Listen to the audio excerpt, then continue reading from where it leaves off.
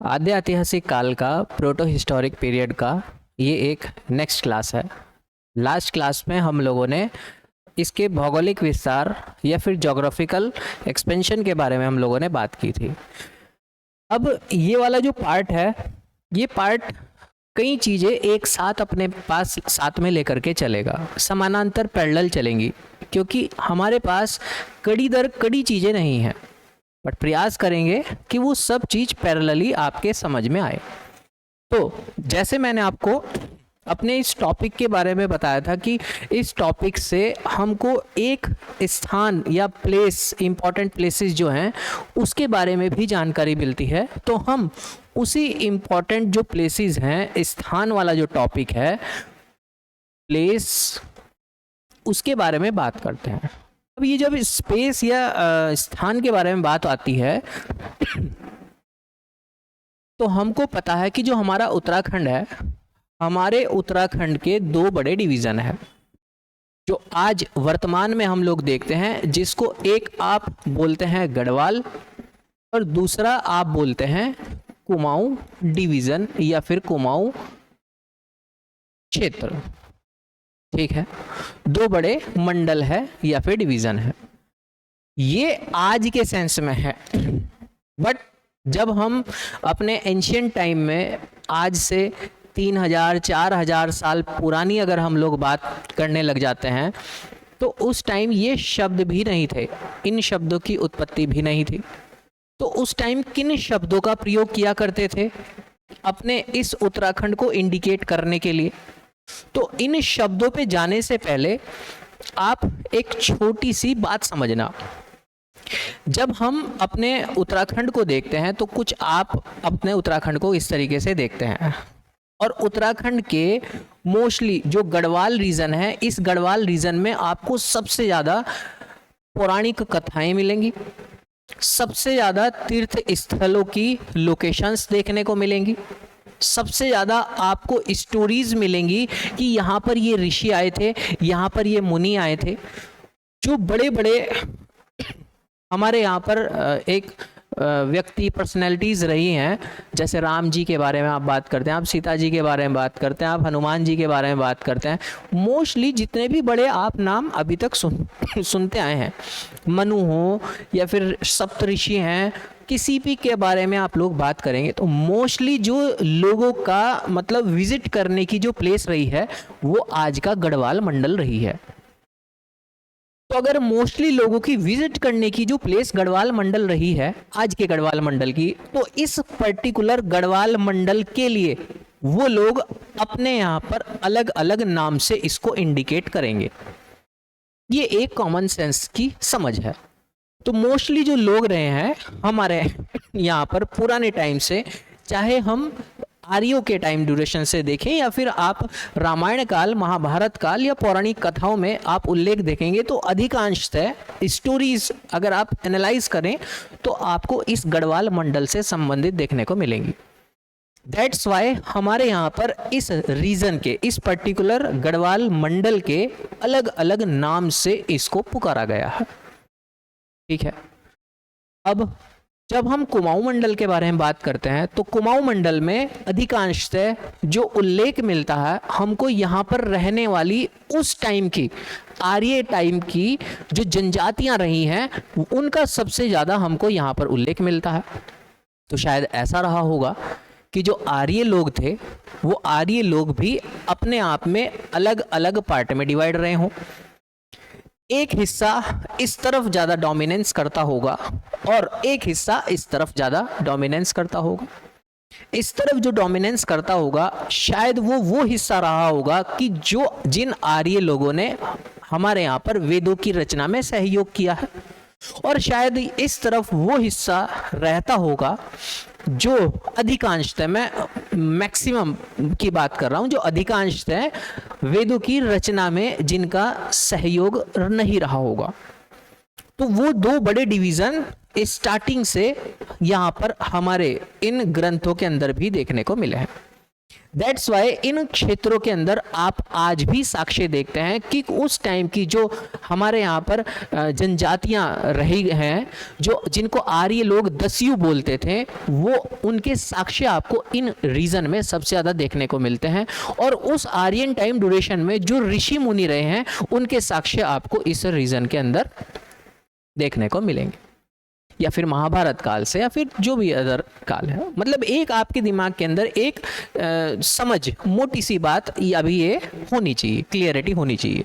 अब इस क्लियरिटी के बेस पर हम आगे की तरफ मूव ऑन करेंगे तो कई सारी चीज़ें साथ में देखने को मिलेगी। एक बात तो हमको ये क्लियर हुई, अब जब हम अपने इस रीजन को देखते हैं और आज के अपने इस गढ़वाल और कुमाऊं मंडल को देखते हैं, तो हमको अलग अलग पुराणों के, हमारे धार्मिक ग्रंथों के आधार पर इन रीजन के अलग अलग नाम मिले हैं। जैसे अगर हम गढ़वाल मंडल के बारे में बात करें तो गढ़वाल मंडल को हम, जैसे आप लोगों ने नाम सुना होगा जो स्कंद पुराण है,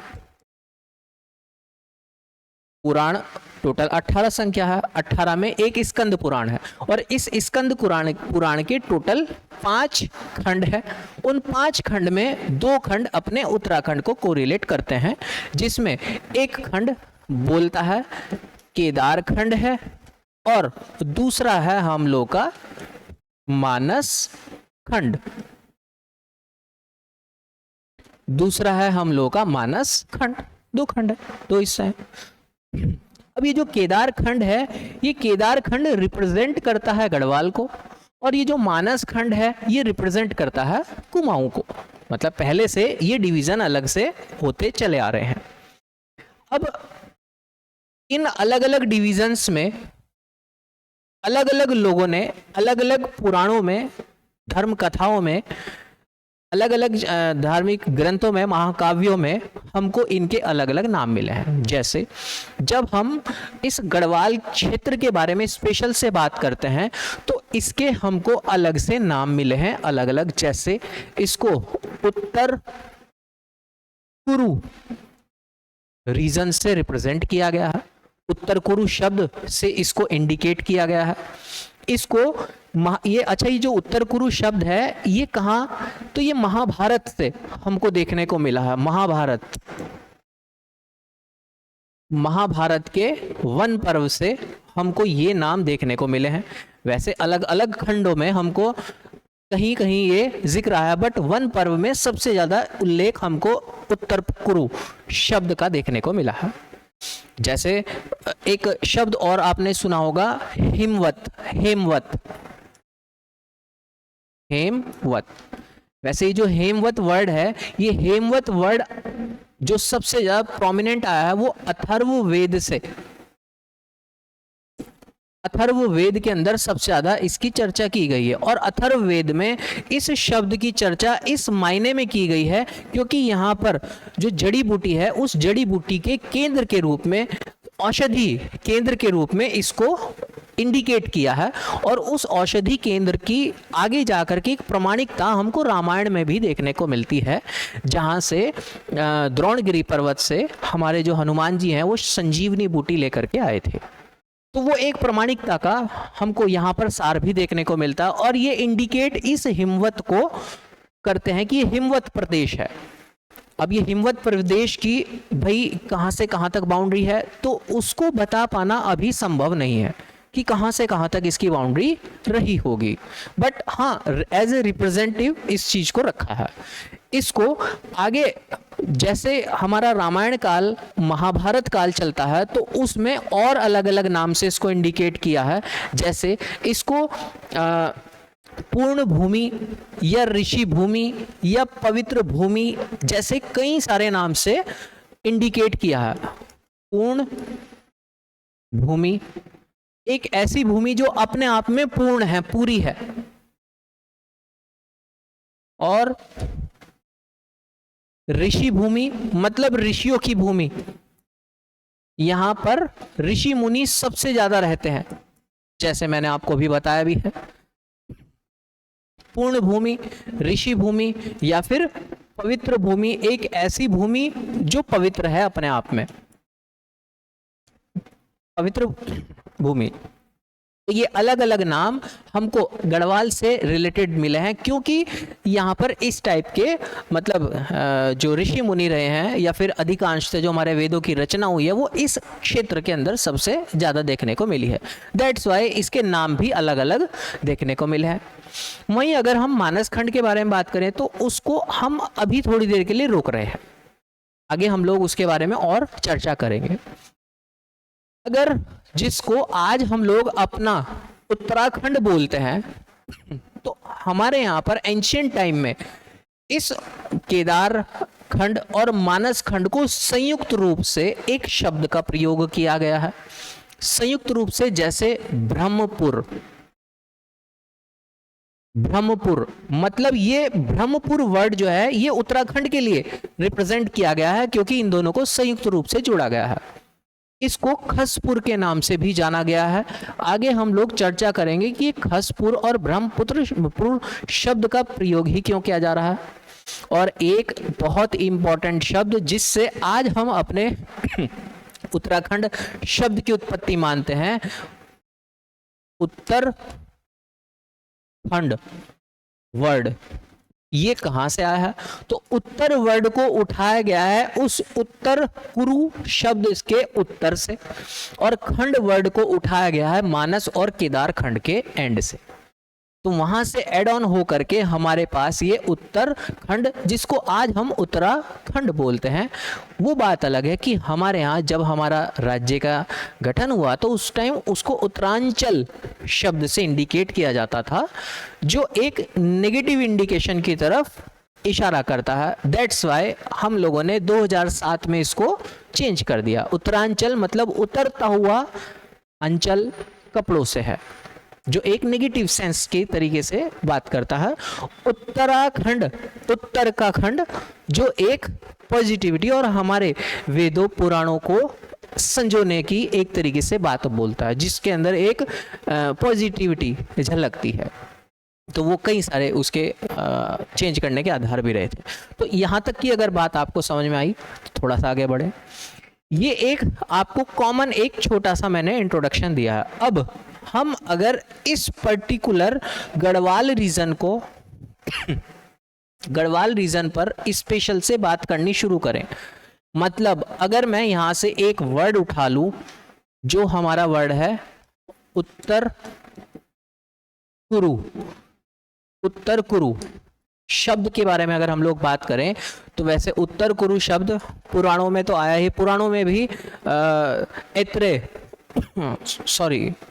पुराण में बोल गया, ऐत्रेय ब्राह्मण में इसका शब्द का उल्लेख आपको अधिकांश से देखने को मिलता है। लिख लेते हैं ऐत्रेय ब्राह्मण से हमको इसका जो है उल्लेख मिलता है। अच्छा, हमको एक और बड़ा इंडिकेशन मिलता है, हमको ये अपने शास्त्रों से, धर्म शास्त्रों से पता चलता है कि जो उत्तर कुरु क्षेत्र है, रीजन है, इस उत्तर कुरु रीजन में वाक की देवी का निवास था। अब वाक देवी कहने का मतलब वाणी की देवी, और वाणी की देवी कहने का मतलब सरस्वती जी से इंडिकेशन किया जा रहा है। मतलब ये वाक देवी का निवास भी कहा गया है, वाक देवी का निवास। अच्छा, ये वाक देवी का निवास क्यों ऐसा बोला जा रहा है भाई? क्योंकि वाक देवी के निवास से एक शब्द इंडिकेट किया जा रहा है यहां पर, वाणी की देवी। अब वाणी की देवी में ऐसा क्यों भाई, इसको इतना ज्यादा पॉइंट आउट हम क्यों कर रहे हैं उसका सेंस आप लोग समझना। आज की जो हमारी शिक्षा पद्धति है, वो आज की शिक्षा पद्धति हमारी आपको लिख करके दी जा रही है। हाँ, आपने लिख भी लिया है, ठीक है, थोड़ा बहुत आपने लर्न कर लिया, उसको याद कर लिया, आपके पास अब जो डेटा है वो संजो लिया, बस बात खत्म। पर जो पुराना हमारा जो शिक्षा का पैटर्न था वो लिखने पर आधारित नहीं था, वो मौखिक ज्ञान पर आधारित था, वो कंठस्थ किया जाता था। आपके जो गुरु हैं, आपके गुरु ने जो सिखाया है उसको आपको लर्न करना था पूरा, लिखने की कोई व्यवस्था ही नहीं है। और उसके बाद उसको अच्छी सुंदर वाणी में आपको आगे ट्रांसफर करना है। इसी आधार पर कहा जाता है कि ये वाला जो रीजन है, यहाँ पर सरस्वती जी का वास है, क्योंकि जो हमारे वेदों की रचना भी की गई है वो इसी प्रकार की वाणियों को सुन करके रचना की गई। जो पुराने टाइम से जो चीजें चली आ रही थी उन चीजों को आगे एज इट इज इसी प्रोसेस से ट्रांसलेशन में आगे जाकर के फिर उस पर रिटर्न वर्क किया गया, और वो रिटर्न वर्क इसी रीजन में किया गया। दैट्स वाई हम लोग इस रीजन को वाणी की देवी के नाम से इंडिकेट करते हैं। और कहीं कहीं तो उल्लेख किया है कि जो वाणी की देवी है वो आज का जो बद्रीनाथ है उस बद्रीनाथ रीजन के अंदर देखने को मिलती है। और इस वाणी की देवी का जो अगर हम साक्ष्य या सबूत के रूप में भी देखें तो इसी गढ़वाल रीजन के अंदर हमारे यहाँ पर 2 बड़े शिक्षा केंद्र हुए हैं। जैसे आप एंशिएंट हिस्ट्री में इंडिया रीजन पे देखते हैं तो आप देखते हैं कि भाई शिक्षा का केंद्र हमारा कहाँ, तक्षशिला भी आप लोग देखते हैं, और आगे जाकर के नालंदा विश्वविहार भी देख लेते हैं आप लोग। शिक्षा के बहुत बड़े केंद्र रहे हैं। ऐसे ही शिक्षा के बड़े केंद्र हमारे गढ़वाल रीजन के अंदर भी आप लोग देखते हैं। और वो जो बड़े शिक्षा के केंद्र थे उनका बड़ा काम क्या था, इसी तरीके से इस जो पीछे से हमारे पास जो ज्ञान चला आ रहा है उस ज्ञान को सुजोए रखना और यहाँ अच्छा सा उसको डिलीवर करना ताकि वो ज्ञान आगे और प्रसरित हो। इसी आधार पर यहाँ पर जो संस्कृत भाषा है वो यहाँ पर एक तरीके से अपने आप पे बहुत लंबे समय तक इस रीजन में रहने वाले जो ऋषि मुनि रहे हैं उन्होंने सुजो करके रखी है। नहीं तो उस संस्कृत भाषा का हाल पुरानी पाली भाषा के तरीके से भी हो सकता था, जिसको आगे जाकर के इन्होंने शाब्दिक रूप से अच्छे से पिरो दिया गया है। तो ये जो मैंने रीजन आपको बताई, इस रीजन का एक बड़ा महत्व ये भी इस आधार पर भी देखने को मिलता है। अच्छा, मैं आपसे एक बात कर रहा हूँ कि शिक्षा के केंद्र, तो शिक्षा के केंद्र में बद्रिकाश्रम और कण्वाश्रम वो दोनों आपको यहाँ पर दिखते हैं, जो वाणी की देवी को एक तरीके से रिप्रेजेंट करने का काम कर रहे हैं। बद्रिकाश्रम और कण्वाश्रम जो वाणी की देवी को रिप्रेजेंट करते हैं, जो इस चीज को मतलब प्रमाणित तभी हम लोग की मिलती है। और ये चीज आप लोग उत्तर वैदिक काल या फिर पोस्ट वैदिक एज के अंदर देखते हैं, जो एक तरीके से प्रमाण आप लोगों के सामने नजर आता है। तो एक चीज आपके सामने ये, दूसरा ये जो रीजन है पुराणों में इसी रीजन को एक नाम से और जाना गया है। जैसे पुराणों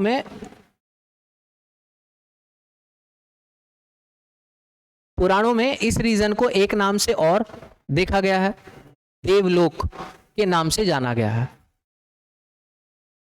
देवलोक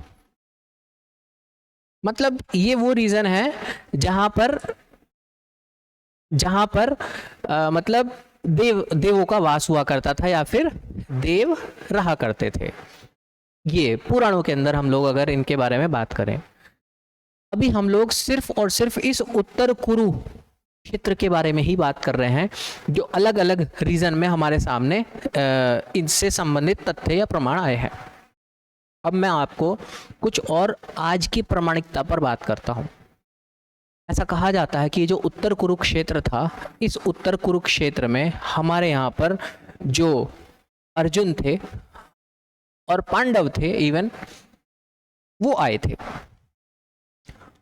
उनकी यात्रा रही थी इस रीजन में, उनकी यात्रा रही और उस यात्रा के प्रमाण आज तक हम लोगों को देखने को मिलते हैं। वैसे उनकी यात्रा हमारे यहाँ सिर्फ इसी रीजन में नहीं रही थी, मतलब सिर्फ गढ़वाल में ही नहीं, उनकी यात्रा कुमाऊं में भी हुई थी। बट जो साक्ष्य, मैं अभी सिर्फ गढ़वाल क्षेत्र के बारे में बात कर रहा हूं, मैं तो उस पे ही अभी बात करूंगा। तो ऐसा कहा जाता है कि जो अर्जुन थे, अर्जुन की यहाँ पर एक यात्रा रही थी और इन्होंने जिस रीजन में ये रहे थे और उस टाइम जो वो गांव के नाम हुआ करते थे, वो गांव के नाम आज तक यहाँ पर विद्यमान है। और वो गांव के नाम क्या, जैसे पिठोड़ी, जो केदारनाथ के पास पड़ता है, पिठूणी गांव जो उस टाइम पांडवों से संबंधित गांव हुआ करता था, जो आज भी इसके प्रामाणिकता को एक तरीके से स्पष्ट करता है।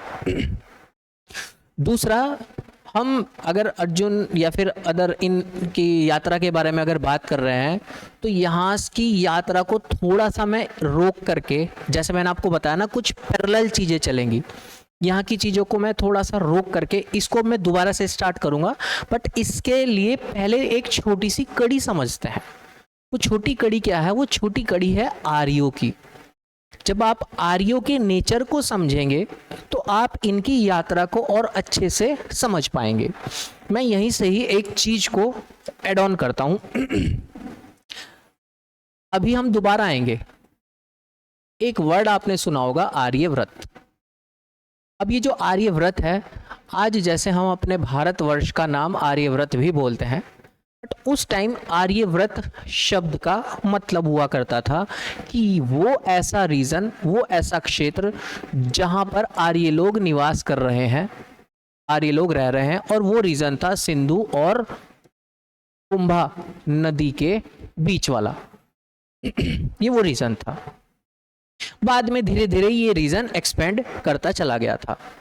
अब जब स्टार्टिंग में जो आर्यव्रत पे आर्य लोग रहने, आर्यव्रत क्षेत्र के अंदर अगर हम वहाँ की सोसाइटी के बारे में बात करें तो वहाँ की सोसाइटी 3 टाइप के लोगों से मिल करके बनी हुई थी, बड़ी 3 टाइप के लोग वहाँ के समाज में हुआ करते थे, जिसमें एक वो थे जिनको आप बोलते थे आर्य। दूसरे भी बाय नेचर आर्य ही थे, लेकिन कर्म कांड के आधार पर वो आर्यों से भिन्न थे। और तीसरे जिसको हम बोलते हैं अनार्य, या फिर जो आर्य नहीं है। अब हम उस बात पर नहीं जा रहे हैं कि ये आर्य आए कहाँ से थे। साक्ष्य हमारे पास अलग अलग जगह से है। आपको ईरान से भी साक्ष्य मिलते हैं, आपको मध्य एशिया से भी मिलते हैं, आपको यूरोप से भी मिलते हैं, आपको तिब्बत से मिलते हैं, अलग अलग जगह से आपको साक्ष्य, वहां पर हम लोग नहीं जा रहे हैं। अब जो पहली आर्यों की धारा है, उस पहली धारा के अकॉर्डिंग ये आर्य प्रथम आर्य या फिर श्रेष्ठ आर्य कहे गए, क्योंकि ये वो लोग थे जिन्होंने वेदों की रचना में सहयोग किया था।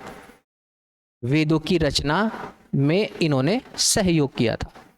ये भी आर्य थे, शक्ल से, सूरत से, भाषा से, वाणी से ये भी आर्य थे, लेकिन वेदों की रचना में इनका कोई सहयोग नहीं था, ना ही ये कोई धार्मिक अनुष्ठान किया करते थे, धार्मिक कार्यों में पार्टिसिपेट किया करते थे।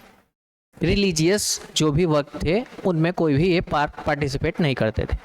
और तीसरे जिसको अनार्य बोला, ये वो लोग थे जिनकी मैं पुराणों के आधार पर और अपने काव्यों के आधार पर आपको उनके नीचे, मतलब उनके शक्ल सूरत के बारे में बता रहा हूँ, या संस्कृति के बारे में, कि ये वो लोग थे जिनकी जो भाषा थी वो अनार्य थी। जिनकी जो भाषा थी वो अनार्य थी। अनार्य कहने का मतलब इनकी भाषा संस्कृत नहीं थी, लैंग्वेज इनकी संस्कृत नहीं थी, ये संस्कृत नहीं बोलते थे। दूसरा, ये इनकी जो नाक थी वो चपटी थी, चपटी नाक वाले थे इनके अकॉर्डिंग। तीसरा, इनका जो वर्ण था वो कृष्ण वर्ण के थे, कृष्ण वर्ण। अब ये वर्ण कहां से आया, अभी मैं वर्ड के बारे में थोड़ी सी चर्चा करूंगा आपसे। नेक्स्ट, ये देवी देवताओं को नहीं मानते थे, ये धार्मिक अनुष्ठान नहीं किया करते थे। इस टाइप की एक अलग कैटेगरी थी जिनको ये लोग बोलते थे अनार्य। और मजे की बात, इनकी इन दोनों से नहीं बनती थी, इनकी इन दोनों से नहीं बनती थी, और इनकी इन दोनों से नहीं बनती थी। ये तीन टाइप की एक मतलब अलग अलग धाराएं चल रही थी। और पुराणों के अंदर इन अनार्यों को भी क्षत्रिय और योद्धाओं के आधार पर इंडिकेट किया कि ये भी क्षत्रिय और योद्धा थे। अब इन अनार्य वर्ड जितने भी अनार्य में जितनी भी लोग थे, लोग यहाँ कहने का मतलब यहाँ पर रहने वाली जो जनजातियां हैं, ट्राइबल्स हैं, उनके बारे में अनार्य शब्द का अधिकांश से प्रयोग किया जा रहा है। वैसे कुछ ऐसे भी साक्ष्य मिले हैं कि ये लोग अनार्य इनको भी बोल देते थे, बट अधिकांश से हमको अनार्य के लिए अनार्य इन लोगों के लिए शब्द देखने को मिला है। अगर हम इन ट्राइबल्स कम्युनिटीज के बारे में बात करें तो अकॉर्डिंग टू ऋग्वेद के तहत काकट नाम करके एक अनार्य जनजाति का जिक्र आया है, जिसको कहीं कहीं आपको ककिट और कहीं कहीं आपको कीकट शब्द से भी देखने को मिला जा सकता है। वो ट्रांसलेशन का हेरफेर है, बट आप इसकी भावना पर जाना कि एक ऐसा जो है उल्लेख मिला है कि एक आर्य दूसरे आर्य से बात कर रहा है और वो बोल रहा है कि आप उस कीकट के यहाँ क्यों गए जो धार्मिक अनुष्ठान नहीं करते, देवी देवताओं को नहीं मानते, कृष्ण वर्ण के हैं, उनके यहाँ पे आप क्यों गए, जो दूध को मतलब देवी देवताओं को दूध भी नहीं विसर्जित करते हैं, उनके यहाँ क्यों गए। तो कीकट एक जनजाति के लिए इंडिकेट किया गया था जो एक अनार्य की कैटेगरी के अंदर रखा गया है। ठीक है, अब मैं यहाँ पर इस जनजाति के बारे में क्यों बोल रहा हूँ, क्योंकि ऐसी जनजातियाँ हमारे यहाँ पर आगे जा कर के और आई जो हम पौराणिक कथाओं के अंदर भी देखते हैं। मतलब ये अनार्यों की कैटेगरी चल रही है, और उस तरफ जब हम आर्यों की कैटेगरी में आएंगे तो आप अर्जुन वो आर्यों की कैटेगरी के अंदर कैलकुलेट किए जाएंगे, और फिर इस तरफ अनार्यों की कैटेगरी में आकर के अर्जुन यहाँ पे कुछ लोगों के साथ लड़ाई भी करेंगे। तो कहा जाएगा कि अर्जुन ने 5 अनार्य जातियों के साथ अकेले ने युद्ध किया।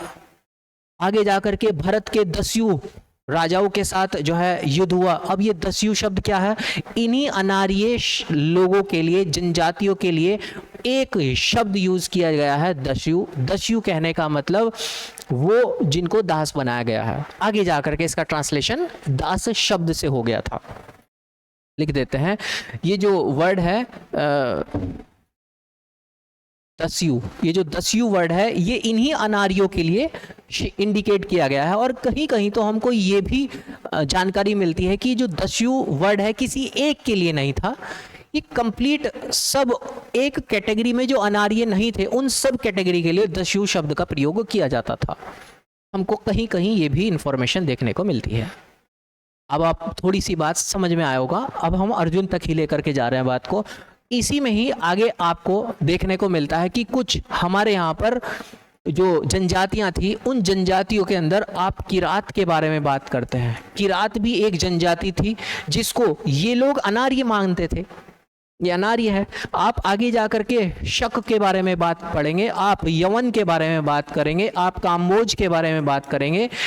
ये सब की सब कहाँ, इसी दस्यु की कैटेगरी में आ रहे हैं, इसी अनार्य की कैटेगरी में आ रहे हैं। जिनसे कौन घृणा करेगा, ये आर्य लोग। अगर ये आर्य लोग घृणा करेंगे, लिखा किसने है वेद पुराण, इन्होंने लिखा है ना, आर्य लोगों ने लिखा। और ये इससे क्या करते थे, घृणा, क्योंकि आप धार्मिक अनुष्ठान नहीं करते हैं, हम करते हैं। तो इनके बारे में पॉजिटिव चीज ज्यादा मिलेगी या नेगेटिव? नेगेटिव मिलेगी। मैं किसी की भावनाओं को ठेस नहीं पहुंचा रहा हूं, लेकिन अगर आप एक तार्किक विश्लेषण करें तो आपको बहुत सारी चीजें इस तरीके से देखने को मिलेंगी। वहीं इसी में ही आप आगे जाकर के कुछ और दस्यु, अनार्य या जनजाति, जो भी आप लोग नाम देना चाहें, कुछ और ट्राइबल्स के नाम आपको देखने को मिलेंगे, जिसमें एक नाम आपको मिलेगा नाग जाति, नाग जनजाति, या दस्यु में दस्यु राजा नाग शब्द आपको ऐसे शब्द देखने को मिलेंगे। तो वो क्या है, सब इसी कैटेगरी के अंदर चले आ रहे हैं।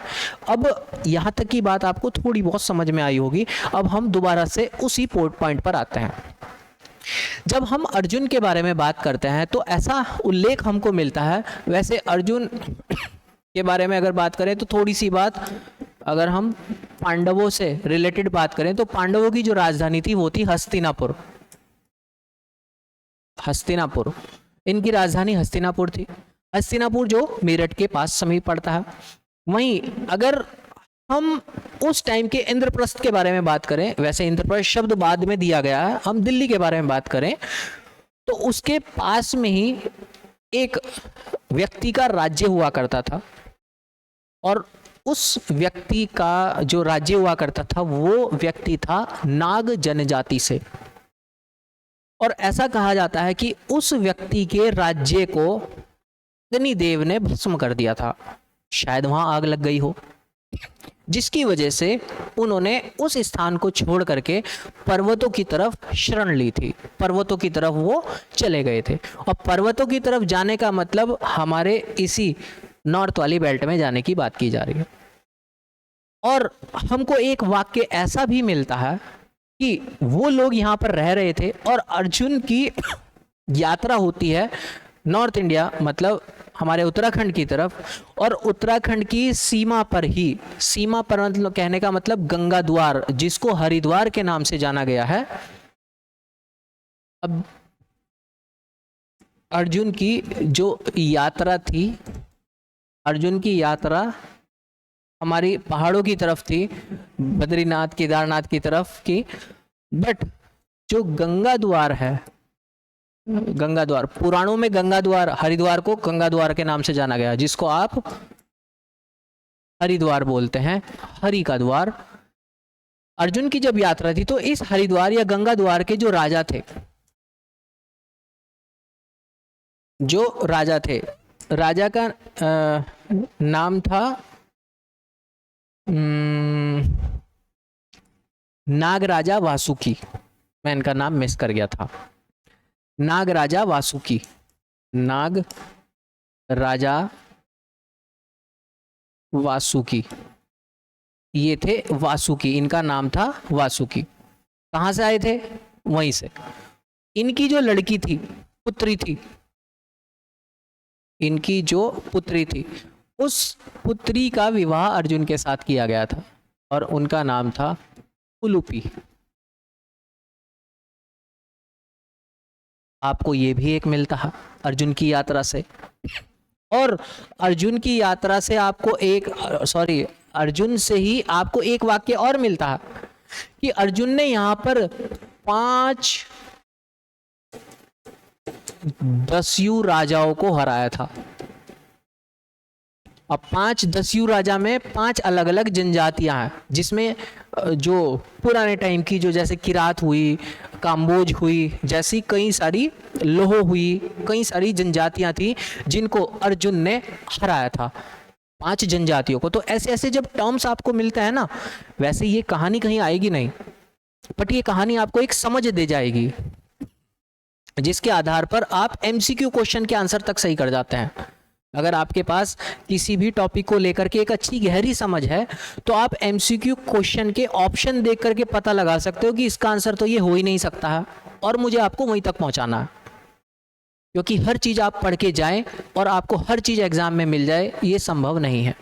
लेकिन हाँ, आपकी समझ, आपकी सेंस इतनी बढ़ जाए कि बिना पढ़ी चीज़ को भी आप करेक्ट करके आ जाएं, तब मज़ा है बात के अंदर, और उसी का ही हम लोगों को काम करना है। ठीक है, चलो। एक तो ये हमको इसकी कहानी मिलती है अर्जुन की। अच्छा, ये जो उत्तर कुरु जो रीजन है अभी तक चला रहा था, अब हम दोबारा उसी पर आते हैं। जैसे मैंने आपको कहा था ना, ये जो टॉपिक है ये एक मिक्सअप टॉपिक है, क्योंकि अलग अलग जगह से चीज़ें हम लोगों को मिली हुई है। अगर हम इस उत्तर कुरु रीजन के बारे में बात करें तो इस उत्तर कुरु रीजन के बारे में सिर्फ और सिर्फ हमारे वेदों, पुराणों, धर्मशास्त्रों के अंदर ही नहीं लिखा हुआ है। हमको हमारे उत्तर कुरु क्षेत्र के बारे में, मतलब गढ़वाल के बारे में विदेशी विवरण भी मिले हैं।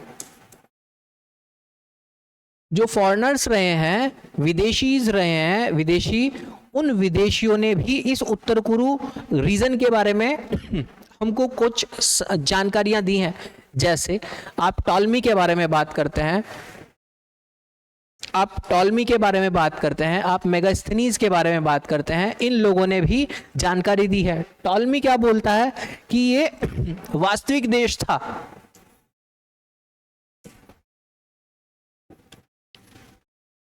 इट्स अ रियल कंट्री, वास्तविक देश कह करके इंडिकेट किया है किसको, उत्तर कुरु को। वहीं हम अगर बात करते हैं पिलनी की, तो ये संस्कृत साहित्य का उत्तर कुरु बोलता है इसको, पिलनी संस्कृत साहित्य का उत्तर कुरु बोलता है ये इस रीजन को। वहीं आप अगर मेगास्थनीज के बारे में बात करें तो उत्तर कुरुओं की जो एकता है वो पश्चिमी देशों के समान है। ये क्या लिखता है, ये मेगास्थनीज लिखता है अपने विवरणों में।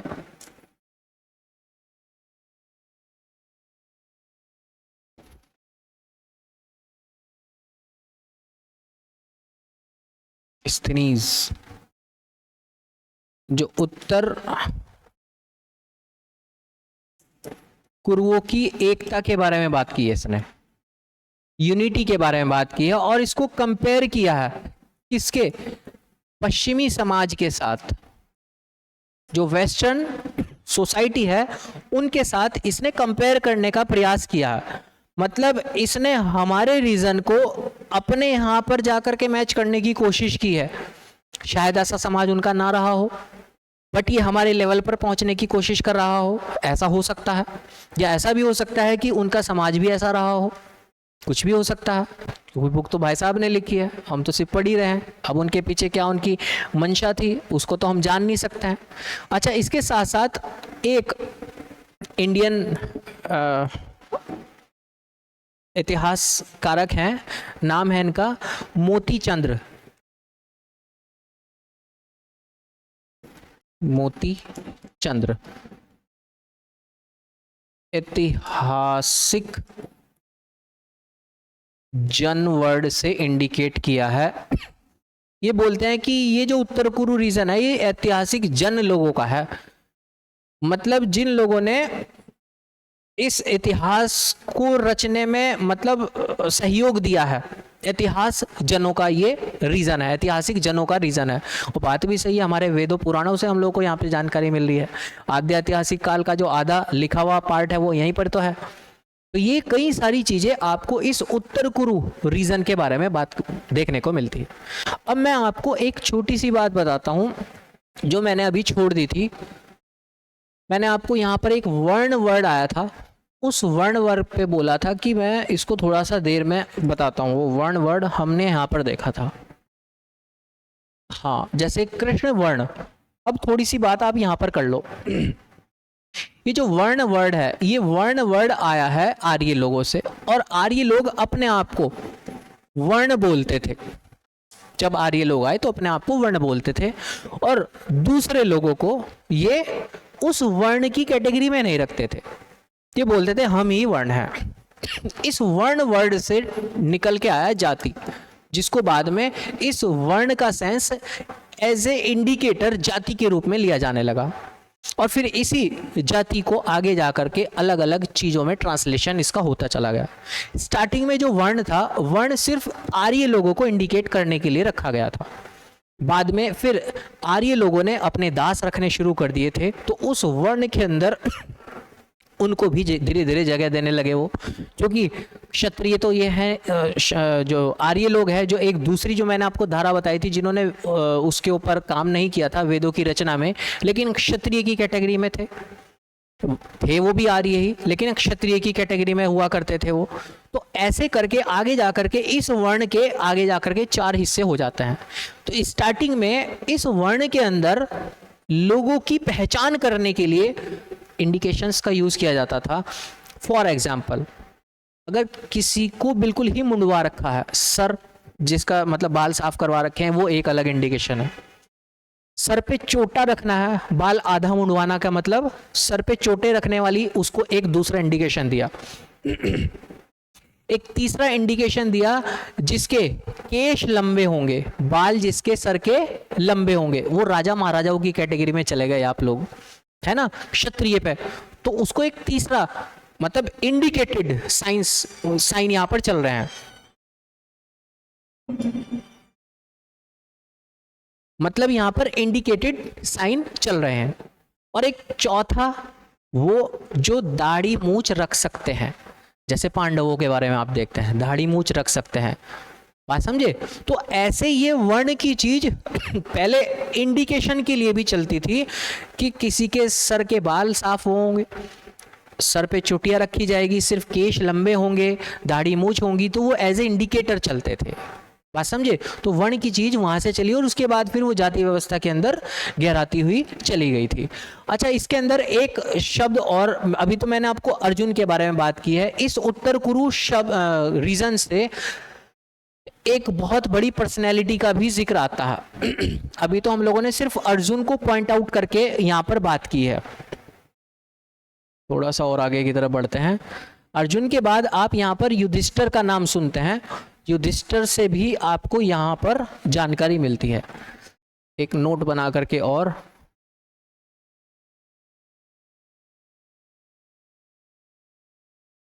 युधिष्ठिर,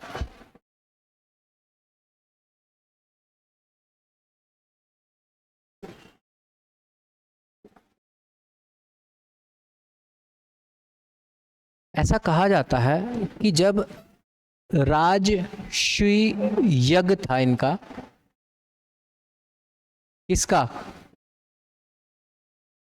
युधिष्ठिर का। और ये जो राजश्री यज्ञ होता है, ये एक तरीके से ऐसा यज्ञ होता है जब राजा अपनी गद्दी पर बैठता है। तो उस यज्ञ में उत्तर कुरुक्षेत्र से जल आया और पुष्पमाला आई, जल आया था और पुष्पमाला इसी उत्तर कुरुक्षेत्र से आया था।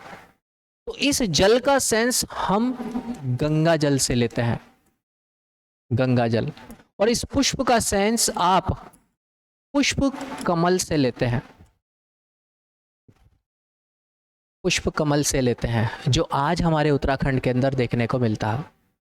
तो इसी उत्तर कुरुक्षेत्र की ये बात की जा रही है।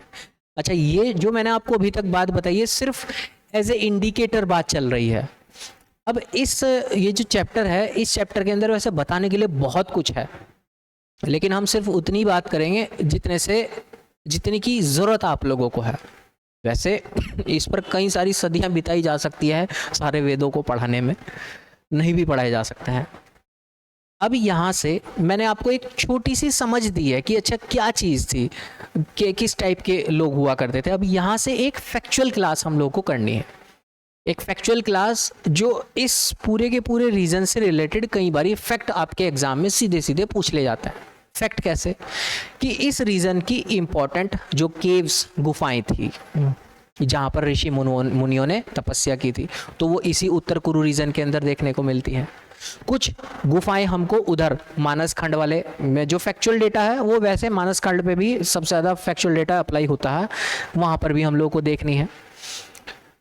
कुछ राजा जो महाराजा रहे हैं, उनके नाम पुराने टाइम के वो आए हैं।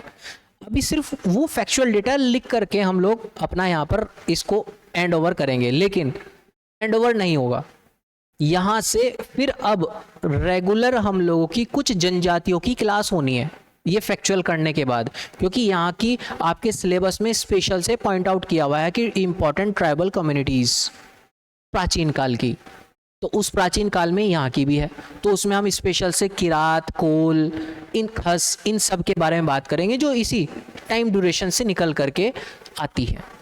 तो एक क्लास हम लोग की और आएगी इस पे, वो होगी टोटल फैक्चुअल, उस पर समझ का इतना ज़्यादा नहीं रहेगा। कोई कहानी है, किस्सा कहानी है, यहाँ पे कुछ हुआ है और राम जी ने आकर के यहाँ पर आपका जो देवप्रिय आगे यहाँ पर तपस्या की थी, तो हम तो भाई की थी भाई, हम उसमें कुछ नहीं कर सकते हैं। हम बस हाँ उस चीज़ को पॉइंट आउट कर सकते हैं कि तपस्या का स्थल ये था, तो वो एक फैक्चुअल डेटा हो गया।